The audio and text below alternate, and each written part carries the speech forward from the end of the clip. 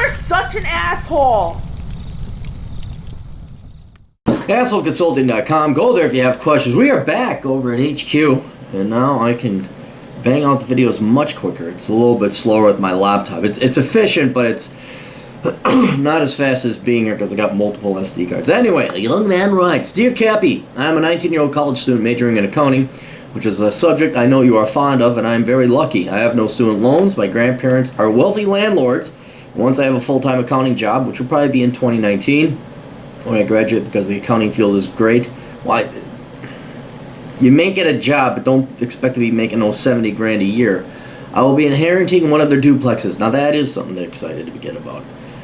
They do this for all their grandchildren when they get a full-time job and are becoming financially stable. Wow. Anyway, the duplex collects about $1,300 a month on each side and costs about $6,000 in property taxes each year with no mortgage. And so its profits around 25 grand a year. You're set. You are fucking set for life.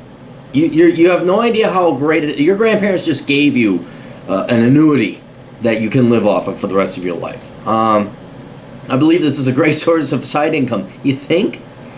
And so I want to pursue being a landlord as well, unlike some of my siblings who sold their houses. However, I only know how to paint and do minor things around the house. I would like to learn how to fix broken toilets, install hot water heaters, fix leaky sinks, etc. All the things that my grandfather did over the years before he became too old. Now he hires people. I would appreciate any advice you can give me on where I can go to or what I can do to learn some of these skills. I would also like to know what your thoughts are on wanting to become a landlord rather than simply selling the duplex. I would like the video price. Thanks. Okay, well, here's the deal. You could go several options, but what I would largely use to determine this is not something that is going to generate income for the rest of your life, this particular duplex. And the reason why is that properties change. When I mean properties change is I mean the neighborhoods change, the property taxes change, the type of people you rent to changes, crime changes. So it really depends. Like one day, many years ago, my house in Minneapolis was in a nice neighborhood. Now it's in a leftist fucking communist shithole, and property taxes have gone up infinite. Well, rents slowly caught up at a time. The property taxes were going up like 50% a year. It was insane, and rents were not going up at all.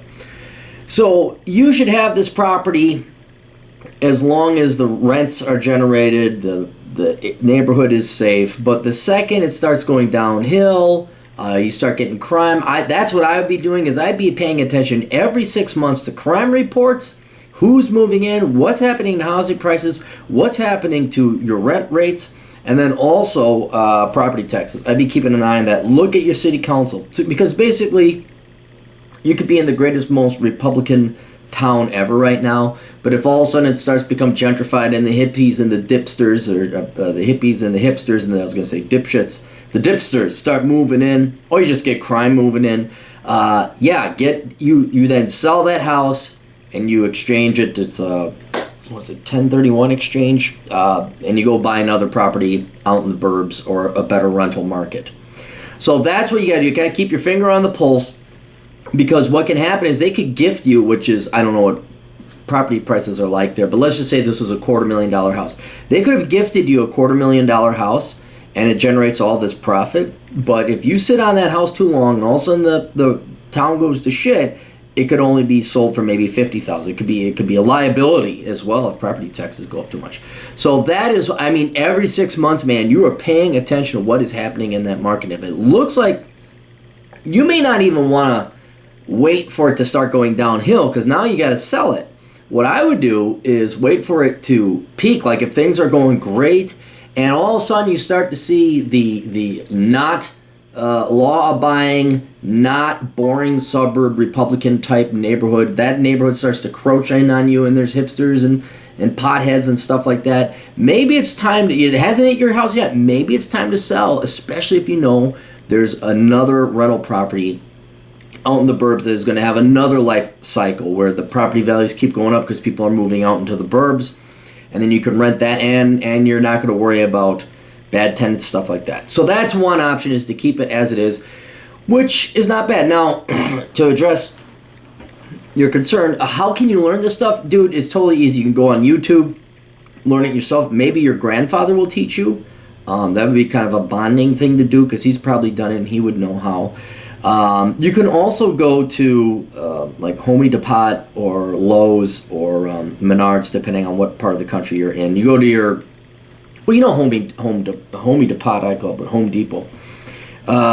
They have classes, or at least the ones out here in Minnesota do, where you learn how to lay tile. It's not that hard. I would also realize it is not just a skill, but it is an art. And so you're going to screw it up. So I would almost practice, like spend the extra money on dummy sheetrock, dummy tile, and then try your best, and then you're going to botch it. Like, oh, well, that is crappy looking tile. I added way too much grout. So that's what I would be doing is trying your best using YouTube and some classes online. You could always go work for a carpenter, I guess. That's another way to do it. But you're in school, you ain't got time for that. So I would definitely talk to your grandpa, see if he would teach you how to do some of these things or point it out. Because if he can't bend over, at least you can. He can supervise you. And you are going to want to learn how to, like, sand a floor, install windows, that type of thing, stuff like that. So that is one option. You're going to hold on to it, sell it later, and then replant over in the up-and-coming burbs. Another thing that you can do that I'm a little concerned about is rental property. Americans suck. People just suck, man. They are fucking assholes. People fucking suck. And they're the ones that can sue you. Whereas a car can't sue you. Furniture can't sue you.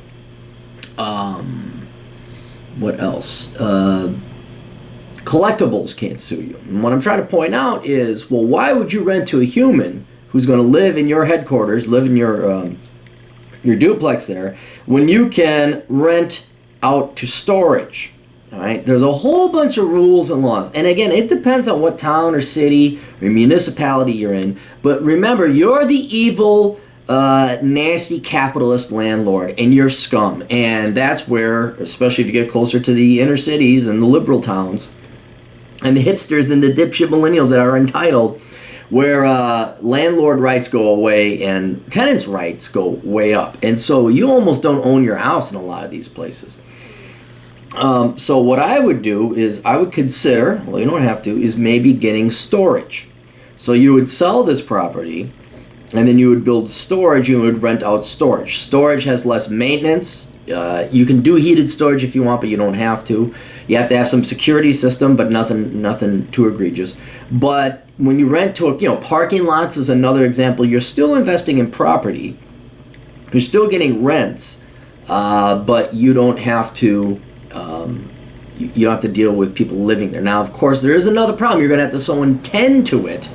Especially if it's a rather larger or fancier facility. And this may not be worth your time to go and start building storage facilities either. And you're going to have to do your homework. You're going to have to find out, okay, what does storage rental space go for?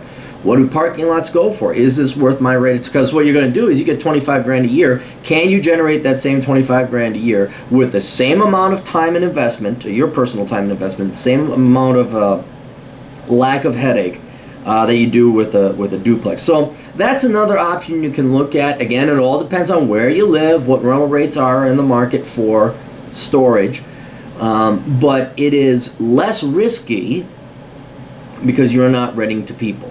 You are renting to things, although people own the things that they're paying you. But like, oh my gosh, there's no heat, there's no running. Yeah, you're right. There is no heat, there is no running water. It's a fucking storage shed. That's what it is.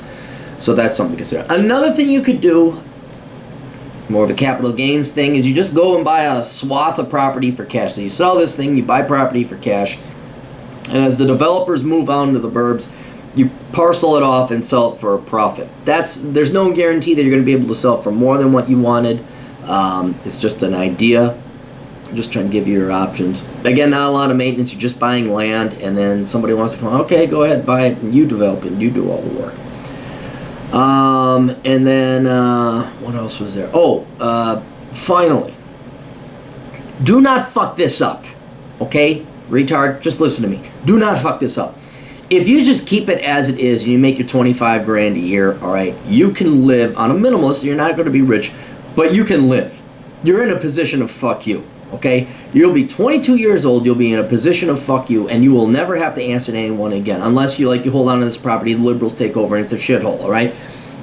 If you just play your cards right, you will never have to really work again. Now, you may like some nicer things in life, that's fine.